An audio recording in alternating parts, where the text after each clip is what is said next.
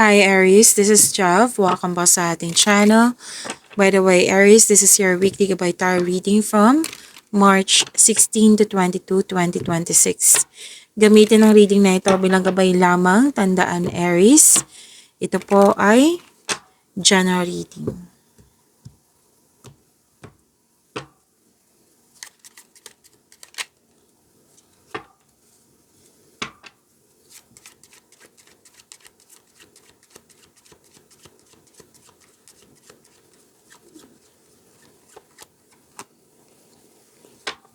Okay, pwedeng pumunta ka sa place ng friend mo.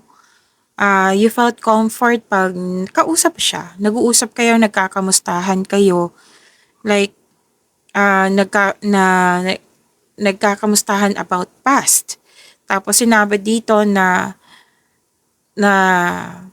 tanggap mo na ang mga nangyari sa nakaraan, lalo na yung rejection, at kinuha mo yung mga nangyari sa nakaraan, kinuha mo yung wisdom message sa mga nangyari sa nakaraan at nag-let go ka. So, in-acknowledge mo yung rejection at may natutunan ka sa mga nangyayari sa nakaraan at nag-move on ka.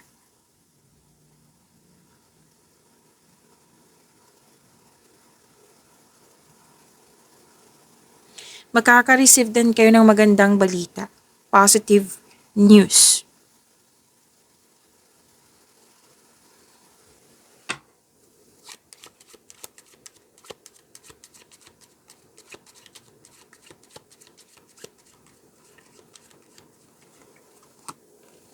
This is gain. May advantage na nangyari sa work mo, sa trabaho mo, sa finances mo rin. May increase, may freebie, may usapin tungkol sa business aspirations and professional goal. At yan, please expect marami kang ginagawa ngayong week na ito sa inyong career and money. So claim this gain. Yan, yung increase, claim nyo po.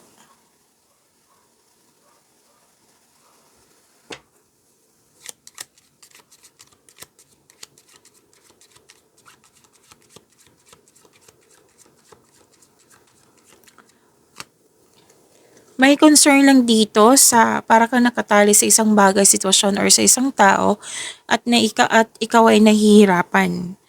Oo, na you felt restricted, loss of freedom, unable to express yourself. Yan. So, ang sabi ng card dito, kailangan palayaan mo yung sarili mo. Freedom, recovery, at magkaroon ng balanse. Okay? Para din nahihirapan ka sa obligasyon mo or someone is very dependent sa iyo. Or pwede din na nagkaroon ng loss of connection sa isang tao. Yan. May nakita pala ako dito gusto mo mapag-isa para makapag-isip at makapagpahinga. At may nakita rin akong energy dito na may buntis.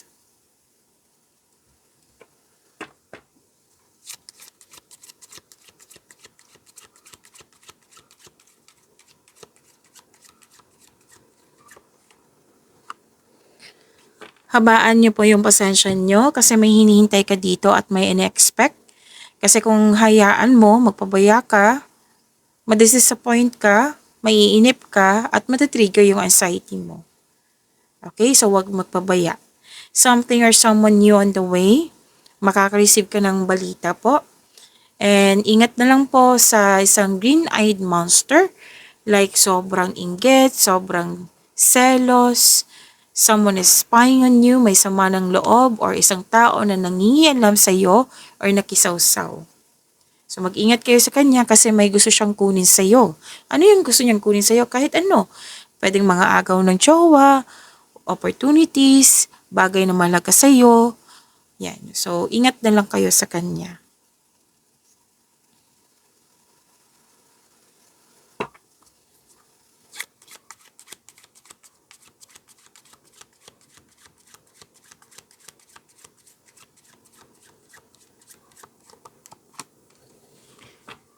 Marami kang kausap dito. Marami kang kausap, nagkaroon ng conversation, negotiation, pwede din pong interview, Pwede din po kausap mo yung family mo or kasamahan sa bahay na pwedeng nag-gather ka ng factual information like weighing the pros and cons in a situation. Pwede din may itetest ka kung effective ba. Yan.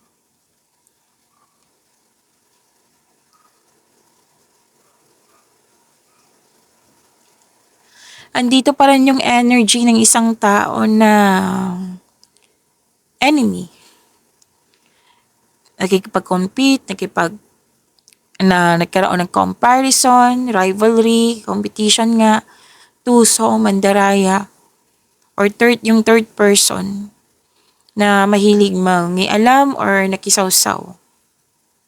Yan. So, ingat kayo sa kanya kasi repeating message eh.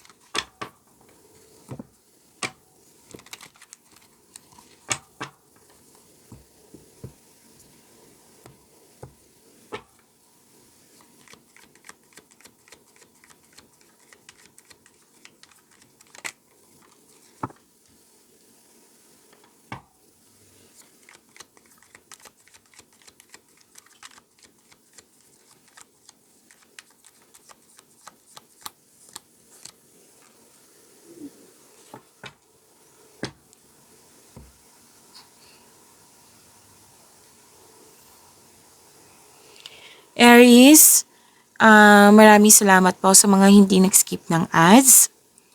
Subscribe na po kayo sa ating channel at click bell notification para updated po kayo sa reading natin. Para po sa mga gusto magpa-reading po, comment po kayo ng personal reading and check my reply sa comment section.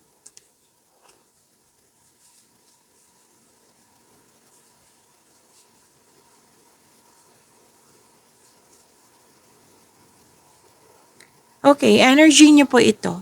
Sa mga nag-alala dyan, nang dahil sa loss of connection, loss of things, or loss of opportunity, huwag kayong mag-alala kasi may nakita ko ditong new direction na parating sa inyo. Kumbaga malapit na itong matapos, itong mga emotion na nakikita ko dito. Yes, andito kasi yung sinabi kanina na huwag niyong hayaan na matrigger yung anxiety niyo sa sobrang pag-alala, sa sobrang pag-iisip. Kumbaga tulungan niyo po yung sarili niyo. Make change. Nakikita ko naman dito, itong pangyayaring ito ay pansamantala lamang at lilipas din po ito.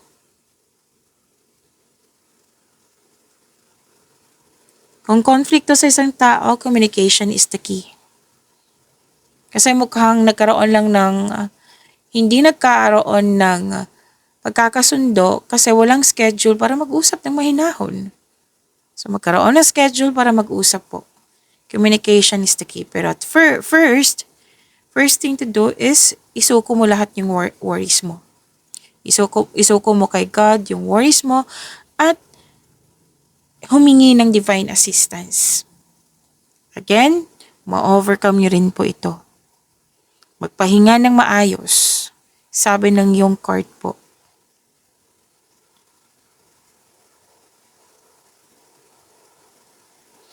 So magtiwala sa kung ano ang darating. Kahit hindi man kahit hindi man komportable sa sandaling ito, makukuha mo ang kailangan mo. Kaya nga may sinabi kanina may new direction matatapos din 'tong mga bigat ng nararamdaman mo.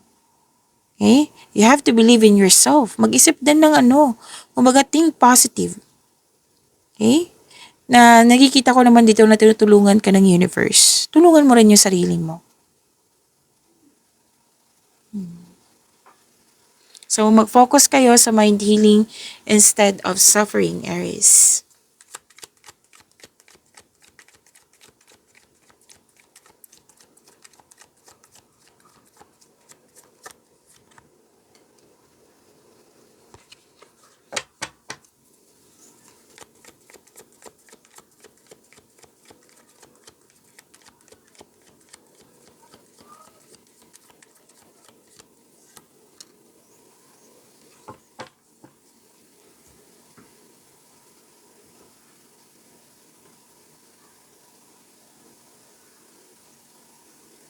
Career and money po. Aries. May celebration ako nakikita dito, special event, or pwede din magpapatayo ka ng negosyo or bahay or any kind of structure. Magkakaroon din po ng stability. May gantimpala kang matatanggap, maaring mana ito, or promotion or recognition. Promotion, pagtaas ng kita, sweldo, allowance, or ng iyong posisyon. And after nitong, kasi 'di ba completion, may nakita kong completion dito. After nito magbabakasyon kayo. So may ganap na celebration kasi may nabuo, may na-achieve, may nakompleto, or tapos na yung mga ginagawa niyo. So claim this celebration.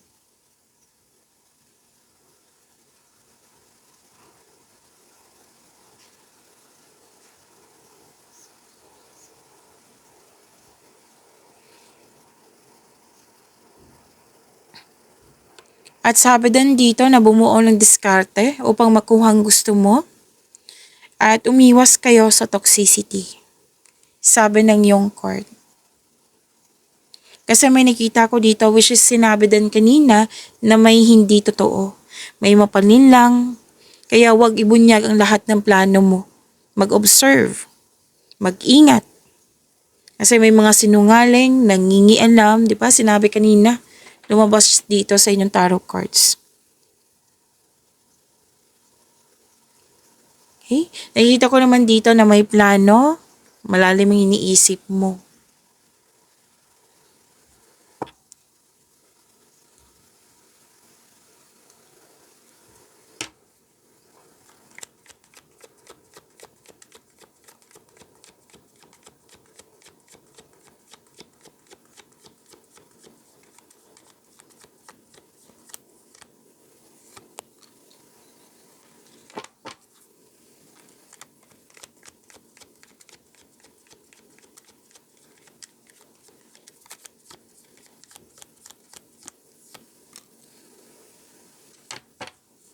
Aries, huwag niyong kalimutan na mag-subscribe sa channel natin at i-click yung bell notification para updated po kayo sa reading natin.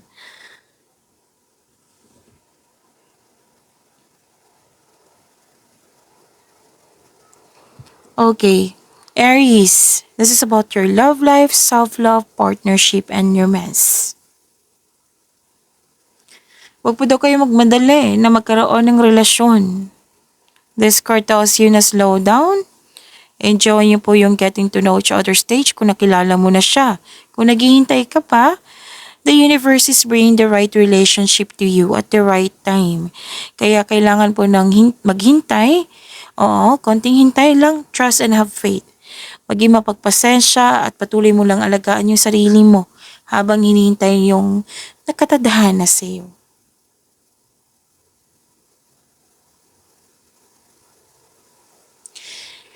Sa buhay mag-asawa sa mga marelasyon, magkakaroon po ng growth ng dahil sa mahabang pasensya mo.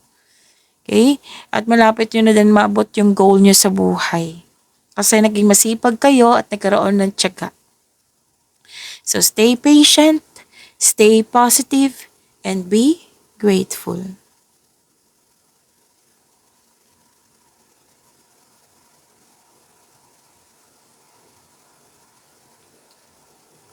Okay.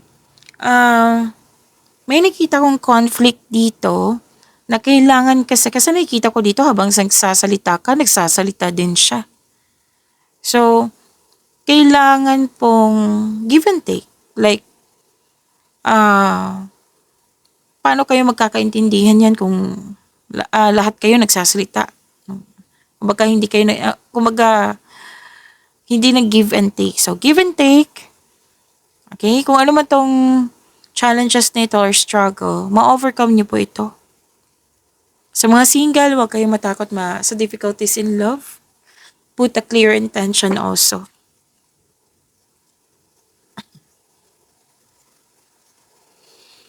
At sabi din dito, para sa mga single, may parating na bagong tao sa stable na sa buhay.